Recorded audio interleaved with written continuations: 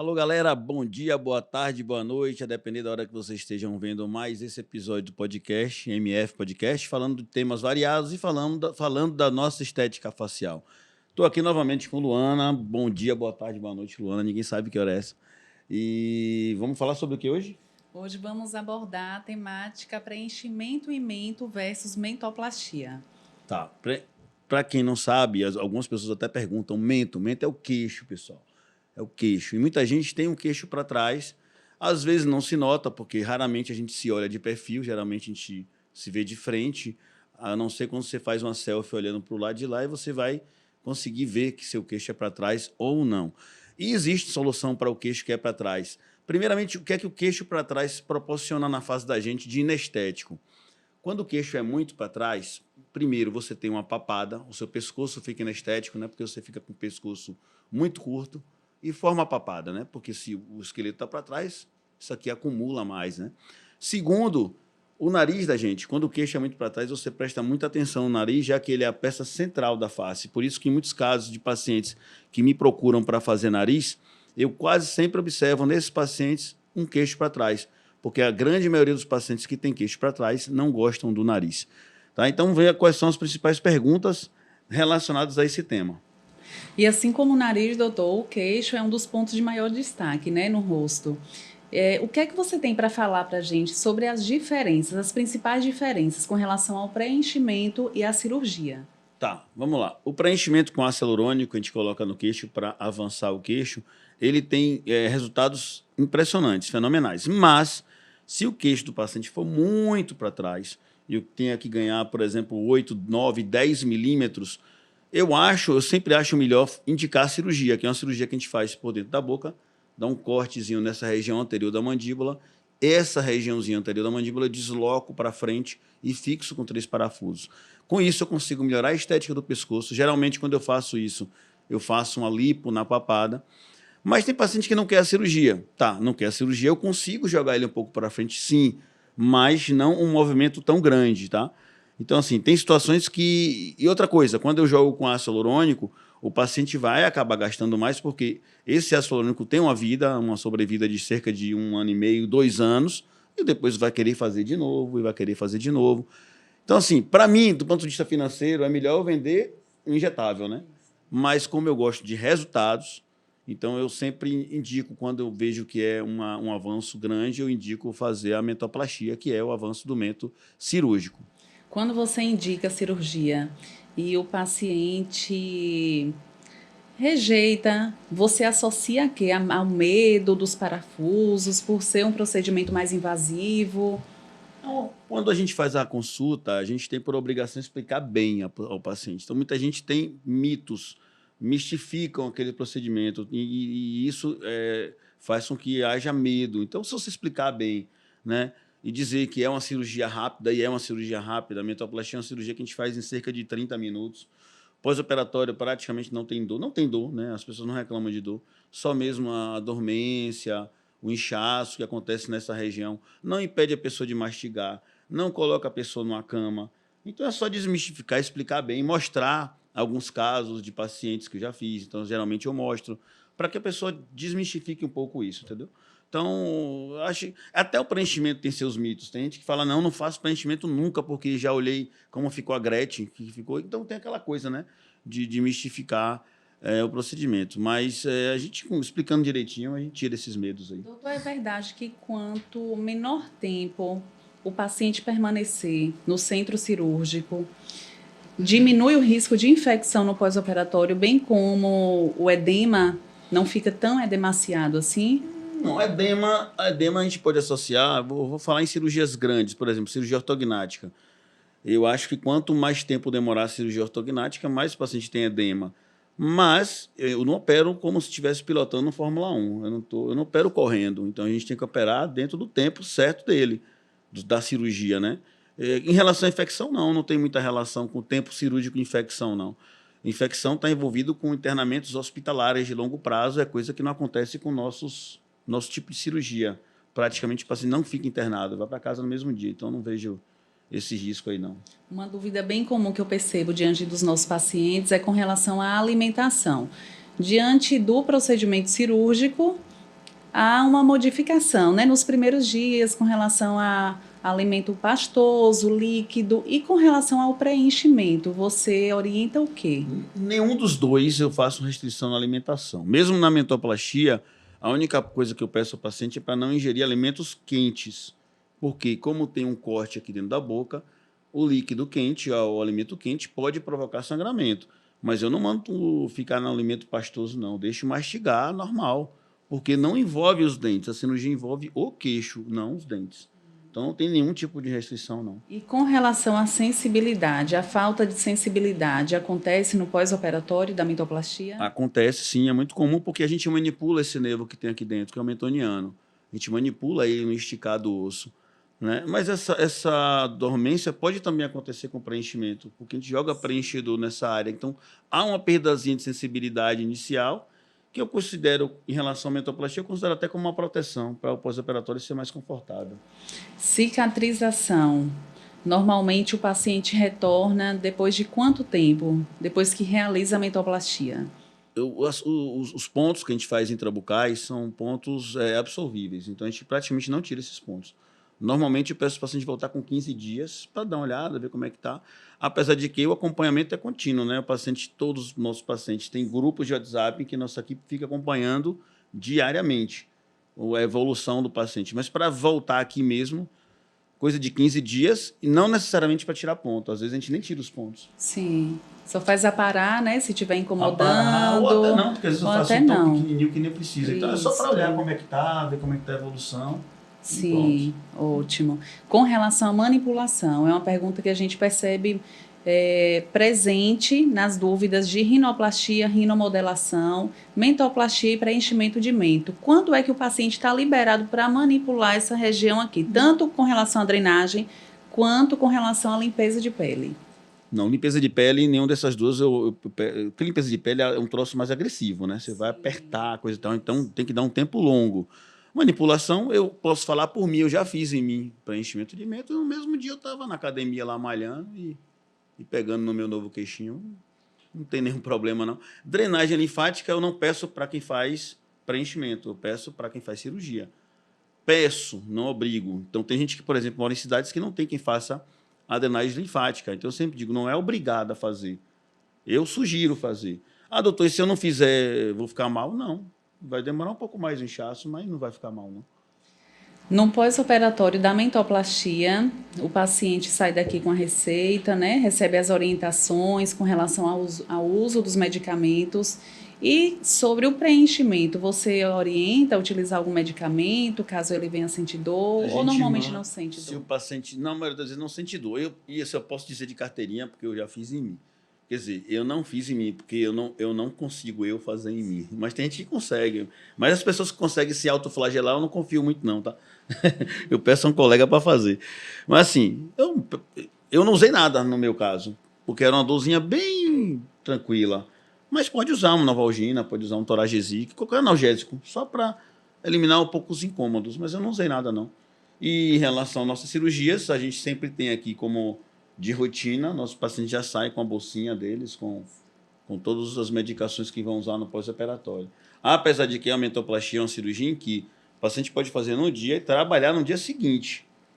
O que acontece no dia seguinte? Você vai estar com um pouco de deficiência da mobilidade labial, então você vai falar com um pouco mais de dificuldade, mas você não é uma pessoa acamada. Então eu libero para fazer atividade física no dia seguinte, uma atividade leve, lógico.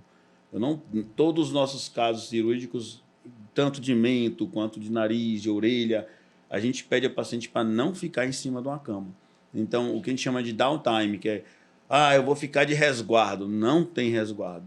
No caso dos pacientes de mentoplastia, por exemplo, não tem sequer curativo externo, então não tem porque ele está se escondendo. Já o de otoplastia de orelha, por exemplo, o paciente sai com a faixa amarrada na cabeça, então ele não vai querer aparecer na academia com a faixa amarrada na cabeça. A rinoplastia, o cara sai com uma... a cara sai com a tala no nariz, e tem gente que tem vergonha de se apresentar desse jeito, né? A pálpebra, por exemplo, dá para fazer hoje e trabalhar amanhã. Se não quiser que as pessoas vejam uma pálpebra avermelhada, bota um óculos escuro que ninguém vai perguntar nada. Exatamente. Olha que interessante. Hoje eu realizei um checklist de uma primeira consulta que a paciente me questionou sobre a mentoplastia. E ela teve a indicação de outra profissional para realizar a mentoplastia porque ela tem apneia, né? Fez aquele exame, a polissonografia, e aí diagnosticou a apneia, acho que de leve a moderada. Funciona bem, para leve Funciona moderada. bem, É né? isso que eu ia falar. Quando a gente faz a aí nesse caso o preenchimento não vai resolver nada se a gente quiser tratar a apneia. Por quê? O mento da gente, nosso queixo, aqui atrás inserem-se alguns músculos, que por sua vez se inserem na parede anterior da nossa passagem aérea aqui atrás. Quando eu jogo o queixo um pouquinho para frente, automaticamente essa passagem de ar faz isso. E aí a gente consegue tirar. Muitos pacientes dão uma apneia leve ou reduzir o grau de gravidade da apneia. Por exemplo, transformar uma apneia moderada numa leve, né? Reduzir o volume do ronco. E já fiz vários casos em que tivemos resultados fantásticos em relação à apneia do sono, como também já tive casos de fazer a mentoplastia e não melhorar nada a apneia do sono. Quando o paciente vem realizar a cirurgia, a mentoplastia, e aí depois ele ganha um peso, Sim. isso pode prejudicar mais adiante, né, com relação à qualidade de sono. Com relação à mentoplastia, não. Com relação à qualidade de sono. Sim. E ele pode roncar novamente. Pode. Qualquer né? paciente que ganha peso acaba ganhando também peso na região cervical, né? A única situação que mentoplastia não vai melhorar muito é pacientes com apneia grave. E aí, no caso, tem que fazer a cirurgia ortognática, avanço mesmo maxilomandibular. Mas eu já tive caso, por exemplo, de paciente de apneia grave que falou para mim, Márcio, eu não vou fazer a ortognática de jeito nenhum. Se você quiser fazer a mentoplastia em mim, eu faço essa tentativa. E aí já fiz mentoplastia no caso desse, e ele saiu de uma apneia grave para uma moderada, ou seja, já é um ganho. O que diferencia a apneia grave de moderada e de leve é a quantidade de despertares noturnos, a quantidade de paradas respiratórias que o paciente tem durante a noite de sono. O cara que tem apneia grave, ele não consegue nem andar direito durante o dia porque ele está sonolento. Ele não pode ser motorista de ônibus, por exemplo, ele pode causar um acidente. E já uma apneia moderada, não. Ele tem um pouco de desânimo, coisa e tal, mas ele já tem uma qualidade de vida um pouco melhor. Exato. E aí, doutor, para a gente finalizar, né, uma pergunta que eu achei bem pertinente e eu percebo muito aqui na sua rotina. O paciente vem consultá-lo na intenção de fazer nariz e mais adiante ele volta querendo melhorar algo no rosto. E aí, diante da sua análise, você orienta a mentoplastia. Por quê? Por conta aqui da harmonização, né, do ângulo. Explica um pouquinho para a gente. Na verdade, ao longo de todos esses anos, são quase 20 anos fazendo rinoplastia, eu comecei a perceber que boa parte das pessoas que não gostam do nariz tem um queixo para trás. E por que isso acontece? Porque o nariz é nossa peça anatômica mais marcante no rosto, é o que está mais na frente. Então, se eu tenho um queixo para trás, quem é que está mais evidente no meu rosto? O meu nariz. Então, você vai ficar botando defeito nele o tempo todo, porque ele está aqui. Aí o paciente me procura para fazer rinoplastia, eu faço a avaliação, eu observo isso, eu falo ao paciente, vamos fazer assim, porque assim a gente está equilibrando um pouco as proporções faciais e desse jeito eu consigo deixar você mais satisfeito com o nariz, inclusive com o nariz, do que se eu não mexer no seu queixo. E boa parte dos pacientes que, por motivos às vezes financeiros, não, só posso fazer o nariz agora, tal, eu deixava isso claro, como a gente faz sempre uma simulação, um desenho, eu mostro um desenho que a melhora é importante. Os que não fizeram no primeiro momento já voltaram para fazer no segundo momento. E já teve situação de paciente que ficou o nariz muito bom, e ele não quis fazer de jeito nenhum o queixo, ela foi uma paciente, não quis fazer o queixo de jeito nenhum, e ficava me enchendo a paciência para eu reoperar o nariz, mas estava lindo o nariz, estava massa o nariz. Só que ela achava que queria melhorar o nariz, mas não era o nariz. E aí eu coloquei ela aqui nessa mesa, que aqui é minha sala, aqui a tela da televisão que a gente coloca a foto do paciente, eu coloquei na tela e fingi que mexi no nariz na simulação, fingi. E joguei o queixo um pouco para frente, sem falar nada para ela. E aí mostrei para ela, olha aí, como é assim que você quer? Ela, doutor, tá vendo? É isso que eu quero. Eu falei, pois eu não mexi no seu nariz, foi o seu queixo que foi para frente. E aí ela acreditou, passou a crer que isso é uma verdade. Então, assim, como a gente busca sempre no que a gente faz, satisfação, paciente satisfeito é o que a gente quer, né? Paciente satisfeito é aquele que indica para as amigas, para os amigos, para os parentes, indica quando alguém chega no Instagram e pergunta, indica. Esse é o paciente satisfeito. O insatisfeito botou dinheiro no seu bolso, mas nunca mais volta para você e não te manda mais ninguém, né? Então, como a gente quer satisfação, e eu notei que o índice de satisfação é maior em pacientes com queixo para trás, é maior quando eu abordo um todo. E eu não digo não é só queixo. Hoje em dia, quando eu faço uma consulta, eu sempre falo ao paciente, olha, me perdoe, mas eu vou dar vários pitacos. E talvez eu vá botar vários defeitos no seu rosto. Você não se incomoda, não? Não. E a grande maioria, acho que você tem visto, né? A grande maioria aqui é como, assim, Luana, ela sempre faz. Todo paciente que marca, que entra em contato com o nosso call center, com a Nara, que faz as marcações, o paciente faz, Luana faz um checklist, né? Você faz que funciona mais assim como um acolhimento, né, inicial, e eu também colho algumas informações que vão colaborar para esse momento do paciente com o Dr. Márcio, para que ele tenha o melhor momento possível com o Dr. Márcio. E aí, nesse momento do checklist, ele já me passa algumas insatisfações dele. E você acaba entrando também na mente, ver como é que está o psicológico, ver como é que está a problemática familiar, né? A vida, como é que está a sua vida, porque a gente não lida com máquinas, a gente lida com pessoas que têm vivências, que têm vidas. Então, ela me manda essas informações e ao abordar o paciente, antes de entrar direto no assunto, eu bato um papo, procuro saber um pouco da vida, tal, tal. E isso me dá um pouco mais de afinidade com o paciente. E geralmente ele vem com uma queixa, mas eu sempre pergunto, me fale tudo, tudo. Não, mas eu só tenho dinheiro para isso. Eu falo, não estou lhe perguntando o que você tem dinheiro. Eu quero saber o que é que você se incomoda. Porque se eu for abordar somente aquele ponto específico, eu posso deixar um paciente insatisfeito.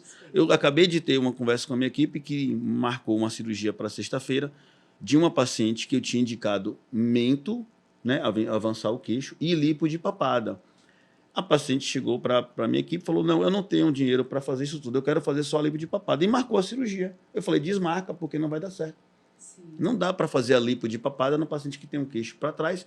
A lipo de papada vai ficar uma merda, desculpa o termo, e o paciente vai ficar insatisfeito. Então, ou faz desse jeito que eu indiquei ou não faz. Agora, tem outras situações que eu permito o paciente optar pelas priorizações dele. Então, uma paciente chega aqui e tem indicação de fazer pálpebra, orelha de abano, queixo para trás, papada, é bochechudo, seria legal fazer uma bichectomia, o nariz é caído.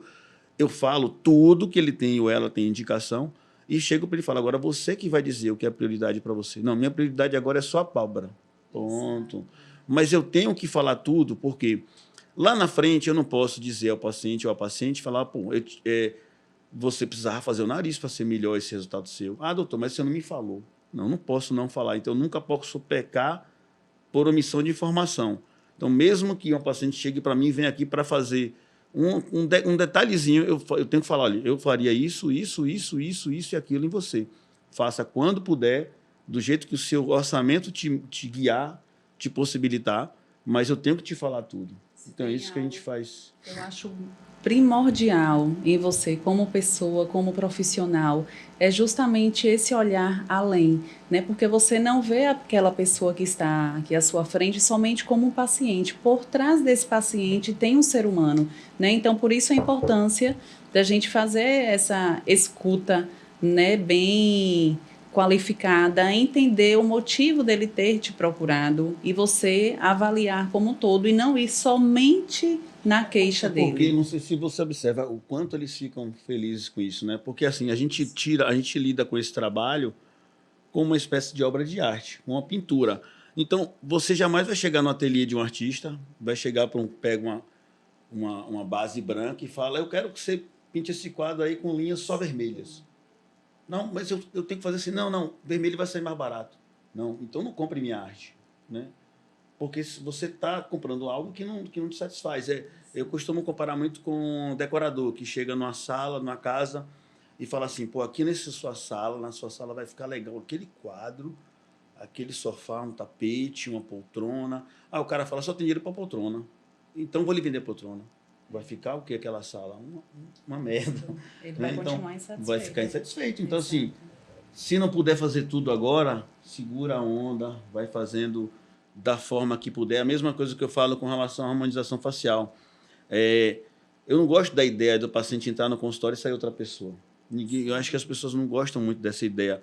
Apesar de alguns gostarem dessa modinha, eu não gosto muito disso. Então, eu gosto muito de fazer com que as pessoas vão observando essas mudanças aos poucos. Então, na harmonização facial, eu costumo dizer, isso aqui é igual a um jogo de Lego, a gente vai montando as peças aos pouquinhos.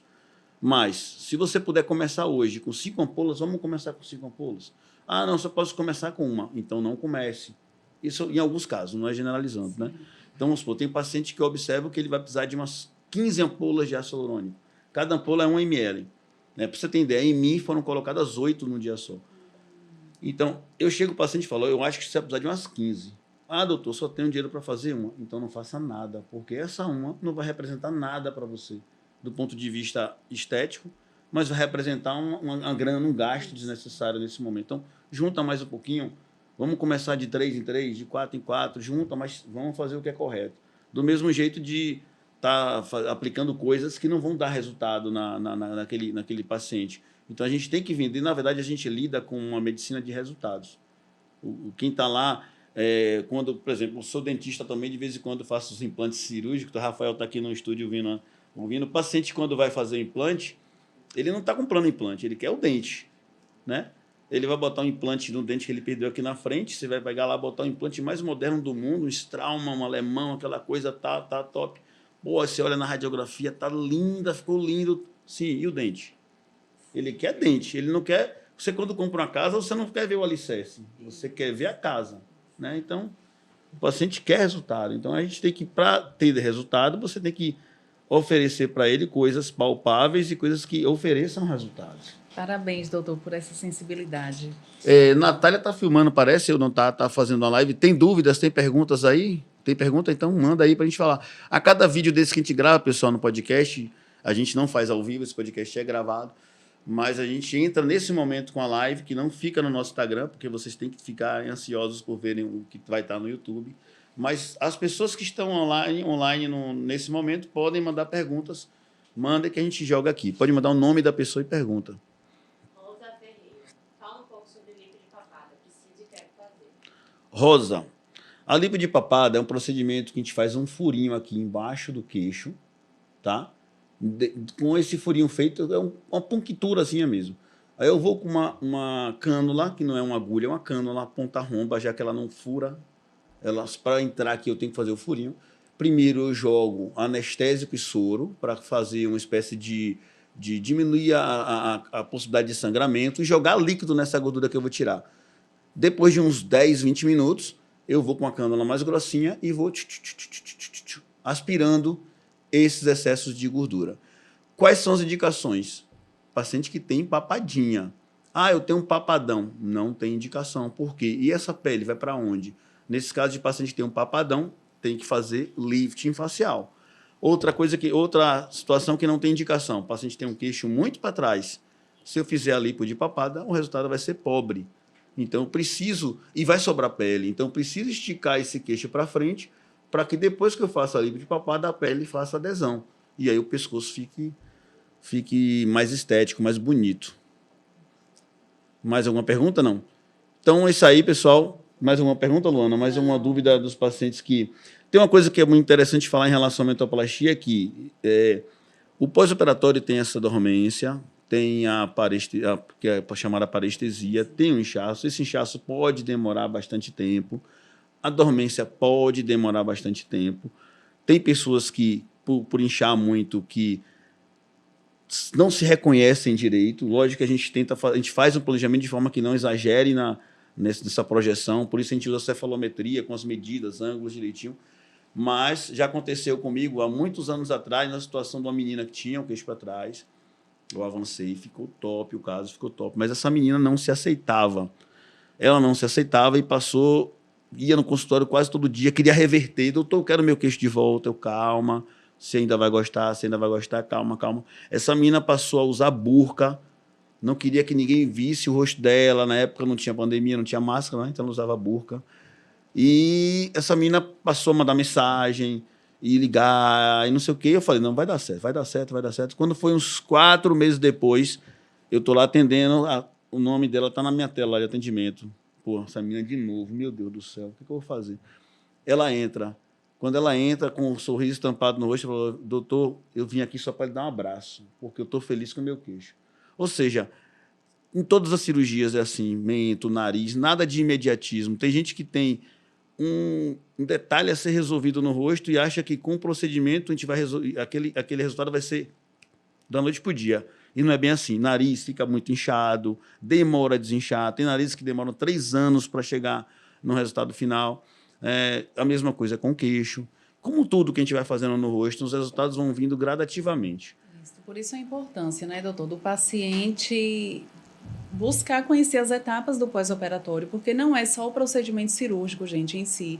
Tem as etapas, os cuidados, não depende somente do cirurgião, né? Depende muito também do paciente. Cuidados com relação à drenagem, né? Se tiver indicação de drenagem, tolerância, porque o resultado vem, porém vem de forma lenta e gradual. Não pode ter ansiedade. Exato. E é por isso que Luana está aqui na equipe, porque nesses casos assim é ela que cuida, ela que vai apagando o incêndio aos poucos e ela observa que no final das contas tudo dá certo. Se não deu certo ainda é porque não chegou no final. Então, vamos terminando agora esse podcast de hoje, esse episódio de hoje.